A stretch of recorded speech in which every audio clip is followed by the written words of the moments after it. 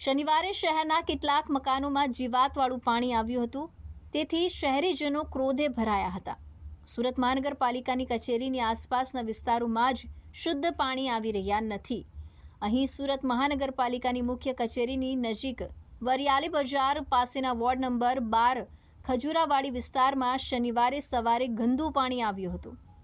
અહીં સ્થાનિક અગ્રણી નાઝીમ પઠાણના મકાન સહિત આસપાસના મકાનોમાં સવારે 7 વાગે જીવાતવાળું પાણી આવ્યું હતું. તપાસ કરતા સમગ્ર વિસ્તારમાં આવું જ ગંદુ પાણી સપ્લાય થયું હતું. તેથી સ્થાનિક રહીશો ભેગા થઈ ગયા હતા. જીવાતવાળા પાણીને બોટલમાં ભરી વિડીયો બનાવી દીધો હતો. સ્થાનિક રહીશોએ સુરત મહાનગરપાલિકાના વહીવટ સામે પ્રશ્નો ઉઠાવ્યા હતા. ગંદુ જીવાતવાળું પાણી સપ્લાય કરી સુરત મહાનગરપાલિકા શહેરીજનોના આરોગ્ય સાથે ચેડા કરી રહી હોવાનો આક્ષેપ કર્યો હતો.